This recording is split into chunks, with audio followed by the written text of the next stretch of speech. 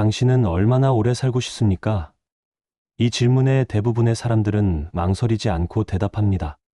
길게, 건강하게, 가능하면 100살 이상. 현대인들은 생명 연장에 집착합니다. 최고급 영양제를 복용하고 피부 관리에 수백만 원을 투자하며 노화를 막기 위해 모든 것을 시도합니다.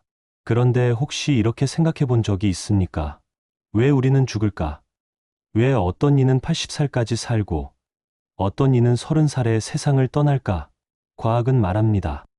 세포가 노화하고 DNA가 손상되며 우리 몸은 기계처럼 언젠가는 멈춘다고. 하지만 성경은 다른 이야기를 들려줍니다. 그 이야기는 훨씬 더 깊고 훨씬 더 진실에 가깝습니다. 오늘 우리가 함께 살펴볼 것은 성경이 밝히는 인간 수명의 진실입니다. 이것은 단순한 건강 정보가 아닙니다.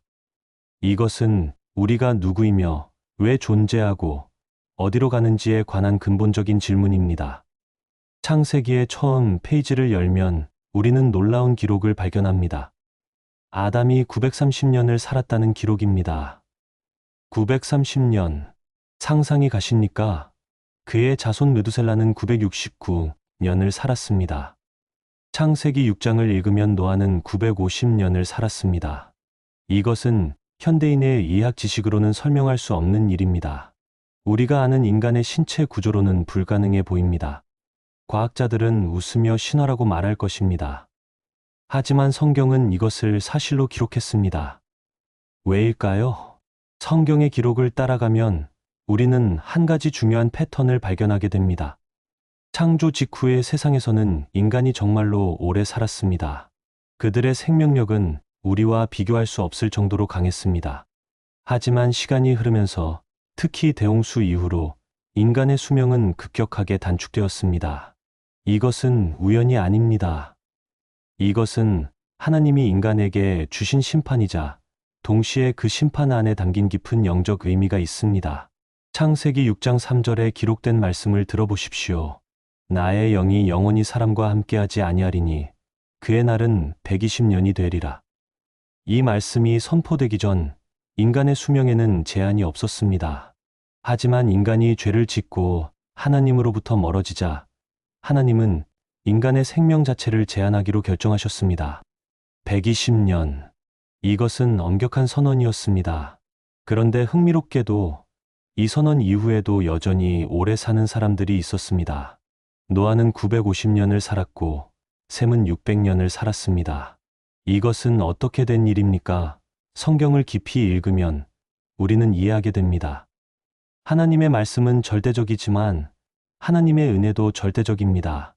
의로운 자들, 하나님께 순종한 자들에게는 여전히 긴 생명이 주어졌습니다. 하지만 대홍수 이후 인간의 죄가 더욱 심해지자 수명은 더욱 단축되었습니다. 아브라함은 175년, 이삭은 180년, 야곱은 147년을 살았습니다. 점점 짧아지는 것을 보십니까? 이것은 단순한 생물학적 변화가 아닙니다. 이것은 영적 현상입니다. 죄와 그로 인한 영혼의 쇠퇴가 육체의 수명까지 앗아간 것입니다. 우리가 어떤 질병이나 노화로 죽는 것이 아니라 근본적으로는 죄의 삭시, 죽음이라는 성경의 원리가 여기에 작동하고 있습니다. 로마서 6장 23절에 바울이 명확히 기록했습니다. 죄의 삭은 사망이요. 인간이 죄를 지으면서부터 우리의 생명력은 서서히 흔들리기 시작했습니다. 그런데 여기서 중요한 진실이 있습니다. 수명의 주권은 우리에게 있지 않습니다.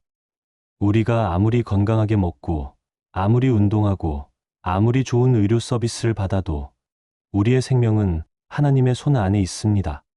시편 90편 10절에 모세는 이렇게 기도했습니다. 우리의 연수가 70이요 강건하면 80이라도 그 연수의 자랑은 근심과 고생이니이다. 우리 생명이 신속히 가니이다. 이 말씀은 단순한 관찰이 아닙니다. 이것은 깊은 영적 통찰입니다. 모세는 여기서 무엇을 말하고 있습니까? 인간의 일반적인 수명은 70년이고 건강하면 80년이라는 것입니다. 그리고 그 모든 날들이 근심과 고생으로 가득하다는 것입니다. 왜일까요? 왜 우리의 생명은 신속히 가는가? 왜 우리는 항상 시간에 쫓기며 살아가는가? 성경의 답은 명확합니다. 우리는 죄인이기 때문입니다. 우리는 하나님으로부터 멀어진 존재들이기 때문입니다. 아무리 오래 살아도, 아무리 많은 것을 이루어도 우리 영혼의 깊은 곳에서는 공허함을 느끼게 됩니다. 그렇다면 성경은 이에 대해 어떻게 말할까요? 욥기를 보면 욥은 이렇게 중얼거렸습니다. 인생의 날이 무한할지라도 내가 받을 것은 무엇인가? 전도서의 저자 전도자는 더욱 절망적으로 외쳤습니다. 허사로다 허사로다 모든 것이 허사로다. 해 아래서 수고하는 모든 수고가 사람에게 무엇이 유익한가? 이것은 단순한 염세주의가 아닙니다. 이것은 깊은 신학적 성찰입니다. 인간의 수명이 짧다는 것, 우리가 죽는다는 것, 모든 것이 무상하다는 것을 깨닫는 것이야말로 진정한 지혜의 시작입니다. 하지만 성경의 메시지는 여기서 끝나지 않습니다. 오히려 여기서 시작됩니다. 의인의 생명은 어떻습니까? 시편 69편 28절을 보면 이인은 영원히 살고 라는 말씀이 있습니다. 이것은 육체의 수명을 말하는 것이 아닙니다. 이것은 영원한 생명을 말하는 것입니다. 의로운 자들, 즉 하나님을 신뢰하고 따르는 자들에게는 현세에서의 단순한 수명을 넘어 영원한 생명이 약속되어 있습니다. 반면에 전도서 8장 11절에 보면 악을 행하는 자가 900번 행할지라도 악의 대가는 스스로 빨리 따르는 것이요 라는 말씀이 있습니다. 악한 자들의 생명은 단축됩니다. 겉으로는 번영해 보일 수 있지만 영혼 깊은 곳에서 그들의 생명은 이미 죽어가고 있습니다. 반대로 의인의 생명은 어떠한 상황 속에서도 보호되고 결국 영원으로 이어집니다. 여기서 우리가 깨달아야 할 중요한 진실이 있습니다. 현대인들은 수명의 길이에만 집착합니다. 우리는 몇 년을 더 살 것인가에만 관심이 있습니다. 하지만 성경은 우리에게 다른 질문을 던집니다. 무엇을 위해 살 것인가? 우리의 삶의 질은 무엇인가? 우리가 주어진 날들을 어떻게 사용할 것인가? 다윗을 생각해 보십시오. 다윗은 70년을 살지 못했습니다. 하지만 그의 삶은 영원히 기억됩니다. 그의 시편들은 3000년이 지난 지금도 전 세계 수백만 명의 심령을 위로하고 있습니다. 요셉을 생각해 보십시오. 요셉은 110년을 살았습니다. 하지만 그의 삶 대부분은 고난 속에 있었습니다. 형제들에게 팔려 종이 되었고 옥에 갇혔고 모함을 받았습니다. 하지만 하나님은 요셉의 모든 날들을 사용하셨습니다. 그가 겪은 모든 고난이 이집트와 이스라엘을 기근에서 구하는 도구가 되었습니다. 요셉의 삶의 질은 그의 수명이 아니라 그가 이룬 사명이 있었습니다. 그리고 가장 놀라운 예는 예수님입니다. 예수님은 단 33년을 사셨습니다. 현대인의 기준으로 보면 그것은 너무나 짧은 생명입니다. 하지만 예수님의 33년의 삶은 인류의 역사 전체를 바꾸었습니다. 그의 삶의 질은 그 어떤 인간보다도 깊었고 그의 죽음은 모든 인류의 영원한 생명의 문을 열어주었습니다. 이것이 바로 성경이 우리에게 가르치는 진실입니다. 길이가 아니라 깊이, 양이 아니라 질. 우리가 오래 산다는 것보다 우리가 어떻게 사는가가 더욱 중요합니다. 전도서 3장 1절에 전도자는 이렇게 선언했습니다. 범사에 기한이 있고 천하만사가 다 때가 있나니 태어날 때, 죽을 때, 심을 때, 거둘 때, 울 때, 웃을 때 모든 것이 다 때가 있다는 것입니다. 이것은 묵시적이지만 동시에 매우 위로가 되는 말씀입니다. 우리의 수명, 우리의 모든 날들은 무작위가 아닙니다. 우리의 생명은 하나님의 계획 안에 있습니다. 우리가 태어난 바로 그 시간, 바로 그 순간도, 우리가 이 세상을 떠나는 순간도 모두 하나님의 손 안에 있습니다. 하지만 우리가 모두 같은 날에 죽는 것은 아닙니다. 왜 어떤 이는 오래 살고 어떤 이는 어린 나이에 죽는가? 이 질문에 성경은 명확한 답을 주지 않습니다. 하지만 성경은 우리에게 다른 관점을 제시합니다. 욥의 이야기를 보면 욥은 자신의 고난의 이유를 묻습니다. 하나님은 욥에게 왜 그런지 설명하시지 않습니다. 대신 하나님은 욥에게 자신이 얼마나 크고 위대한지 그리고 욥이 얼마나 작은 존재인지를 깨닫게 하십니다. 이것이 바로 신앙입니다. 모든 것을 이해하는 것이 아니라 하나님을 믿고 신뢰하는 것입니다. 현대인들은 건강장수를 절대적 선산으로 여깁니다. 하지만 성경의 관점에서 보면 오래 사는 것이 반드시 복은 아닙니다. 오히려 어떻게 사는가가 더욱 중요합니다. 시편 90편 12절을 다시 읽어보면 우리의 연수를 세기를 가르쳐 수사 지혜로운 마음을 얻게 하소서라는 기도가 있습니다. 이것은 무엇을 의미합니까? 우리가 죽는다는 것을 인식하고 그 인식 속에서 지혜를 얻으라는 뜻입니다. 우리의 시간이 제한되어 있다는 것을 알 때 우리는 뒤로소 무엇이 정말 중요한지 깨닫게 됩니다. 우리는 무엇을 위해 살고 있습니까? 더 많은 돈, 더 높은 지위, 더 아름다운 외모, 더 많은 쾌락. 이 모든 것들이 우리의 생명의 한계 앞에서는 먹칠해집니다. 사랑하는 사람을 돌보는 것, 하나님의 뜻을 따르는 것, 이 세상에 선을 끼치는 것, 이것들만이 우리가 죽음 너머로 가지고 갈 수 있는 것들입니다. 이제 우리는 마지막 진실로 나아가야 합니다. 육체의 수명에 관한 진실입니다. 성경은 명확합니다. 우리는 모두 죽습니다.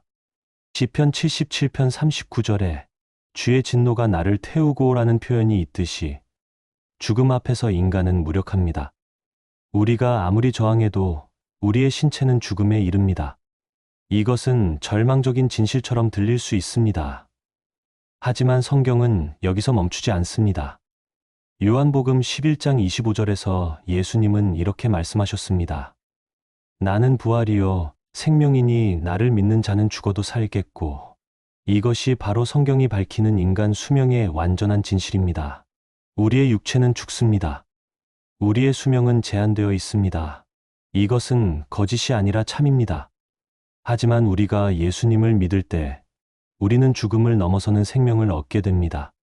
로마서 6장 9절에 보면 우리가 아직 죄인 될 때에 그리스도께서 우리를 위하여 죽으심으로 하나님께서 우리에게 대한 사랑을 확증하셨느니라 고 기록되어 있습니다. 하나님은 우리가 죽어야 한다는 것을 아셨습니다. 우리의 죄로 인해 우리는 반드시 죽음을 맞아야 합니다. 하지만 하나님은 당신의 아들 예수님을 보내시어 우리를 위해 죽게 하심으로써 우리의 죽음을 정복하셨습니다. 이것이 바로 부활입니다. 이것이 바로 영원한 생명입니다. 육체의 수명은 70년, 80년 정도로 제한되어 있지만 영혼의 생명은 영원합니다. 고린도전서 15장 54절에 바울은 외칩니다. 죽음아, 너의 승리가 어디 있으냐? 죽음아, 너의 쏘는 것이 어디 있으냐? 이것은 단순한 시적 표현이 아닙니다. 이것은 신앙의 외침입니다. 그리스도 안에서 우리는 죽음을 이겼습니다. 우리가 현세에서 겪는 모든 질병, 모든 노화, 모든 죽음의 두려움도 결국은 이 영원한 생명의 약속 앞에서는 사라집니다. 우리의 신체는 죽지만 우리의 영혼은 죽지 않습니다. 우리가 예수님을 믿을 때 우리는 육체적 죽음 너머의 영원한 생명을 얻게 됩니다. 이것이 기독교 신앙의 중심입니다. 이것이 성경이 우리에게 주는 가장 위대한 소망입니다. 다시 돌아가서 왜 무드셀라는 969년을 살았을까요? 예, 인간의 수명은 점점 줄어들었을까요? 왜 우리는 평균 80년 정도만 살까요? 성경의 답은 이렇습니다. 인간이 죄를 지었고 죄의 삭은 죽음입니다. 하지만 하나님의 은혜로 인해 우리에게는 죽음을 넘어서는 영원한 생명이 주어졌습니다. 이 세상의 수명은 점점 짧아지고 있지만 그것은 우리에게 현세의 것들이 얼마나 무상한지를 깨닫게 하며 동시에 영원한 것들에 눈을 돌리게 합니다. 현대인들이 건강장수에 집착하는 이유는 무엇입니까? 그것은 우리가 죽음을 두려워하기 때문입니다. 우리가 영원한 생명에 대한 확실한 소망이 없기 때문입니다. 하지만 예수님을 믿는 우리에게는 다릅니다. 우리는 죽음을 두려워할 필요가 없습니다. 왜냐하면 우리는 이미 영원한 생명을 소유하고 있기 때문입니다. 이것이 바로 예수님의 부활이 주는 능력입니다. 현재 당신의 수명이 몇 년이 남았는지 모릅니다. 아무도 알 수 없습니다. 당신이 80살까지 살지, 아니면 내일 죽을지는 아무도 모릅니다. 하지만 이것은 더 이상 문제가 아닙니다. 왜냐하면 우리는 우리의 수명을 하나님께 맡겼기 때문입니다. 우리는 현재의 날들이 얼마나 귀한지를 알고 그 날들을 하나님께 영광을 돌리는 방식으로 살아가기 때문입니다. 우리는 우리가 사랑하는 사람들을 돌보고 필요한 사람들을 도우며 하나님의 말씀을 전하는 데 시간을 사용합니다. 이것이 바로 성경이 밝히는 인간 수명의 진실입니다. 우리의 수명은 제한되어 있습니다. 우리는 죽을 것입니다. 이것은 절대적인 진실입니다. 하지만 이 제한된 수명 안에서 우리는 무한한 의미를 찾을 수 있습니다. 왜냐하면 우리의 삶은 영원한 하나님께 연결되어 있기 때문입니다. 우리의 작은 순간들, 우리의 일상의 행동들, 우리의 사랑과 희생들이 영원한 세계에 영향을 미칩니다. 시편 77편 11절에 주의 진노가 나를 두렵게 한다는 것을 알고 주께서 행하실 일들을 생각하였도다라는 말씀이 있습니다. 우리는 우리의 죽음을 깨닫고 그 깨달음 속에서 하나님의 위대함을 경험합니다. 우리는 우리의 수명의 한계를 인식하고 그 한계 속에서 하나님의 은혜를 더욱 진실하게 느낍니다. 마지막으로 우리가 기억해야 할 가장 중요한 말씀은 요한일서 5장 11절입니다. 하나님이 우리에게 영생을 주셨고 이 생명은 그의 아들 안에 있느니라. 우리가 찾던 답이 여기 있습니다. 우리의 수명이 짧아졌던 이유, 우리가 죽음을 피할 수 없는 이유, 하지만 동시에 우리가 죽음을 이길 수 있는 이유까지 모두 여기에 담겨 있습니다. 하나님이 우리에게 영생을 주셨습니다. 이것은 과거에 주어진 선물입니다. 우리가 예수님을 믿는 순간 우리는 이미 영원한 생명을 소유하게 됩니다. 이 생명은 미래에 경험할 어떤 추상적 개념이 아닙니다. 이것은 현재의 실제입니다. 이 생명은 그의 아들 안에 있습니다. 즉, 우리가 예수님 안에 있을 때 우리는 이미 영원한 생명 안에 살고 있습니다. 이것이 바로 성경이 밝히는 인간 수명의 진실입니다. 생명의 길이는 줄어들었지만 생명의 질은 무한히 높아졌습니다. 우리의 육체는 죽지만 우리의 영혼은 불멸입니다. 우리의 현세는 제한되어 있지만 우리의 영혼은 무한합니다. 이제 당신은 이 진실을 안다면 어떻게 살겠습니까? 당신은 남은 날들을 어떻게 사용하시겠습니까? 당신은 영혼을 위해 무엇을 준비하시겠습니까? 이 질문들을 가슴 깊이 품고 묵상하시기 바랍니다. 왜냐하면 당신의 수명, 당신의 남은 날들은 귀하기 때문입니다. 주어진 날들이 몇 년이든 간에 그 날들은 하나님이 주신 선물입니다. 그 날들 속에서 당신이 이루어야 할 일들이 있습니다. 당신이 사랑해야 할 사람들이 있습니다. 당신이 행해야 할 선한 일들이 있습니다. 그리고 가장 중요하게 당신이 만나야 할 하나님이 계십니다. 성경이 밝히는 인간 수명의 진실은 결국 이것입니다. 우리는 죽습니다. 하지만 우리의 죽음은 끝이 아닙니다. 우리의 죽음은 시작입니다. 예수님을 믿는 우리에게 죽음은 현세에서 영원한 세계로 나아가는 문입니다. 이 세상의 수명이 몇십 년이든 상관없습니다. 우리에게는 영혼이 있기 때문입니다. 당신의 영혼이 영원으로 준비되어 있습니까? 당신은 예수님을 당신의 구주로 받으셨습니까? 아직이라면 지금이 그 시간입니다. 왜냐하면 우리는 내일을 보장할 수 없기 때문입니다. 오직 지금 이 순간만이 우리에게 확실합니다. 그리고 이 순간이 바로 당신의 인생이 영원으로 바뀌는 순간이 될 수 있습니다. 댓글로 여러분의 생각과 간증을 나누어 주세요. 함께 기도하며 응답하겠습니다.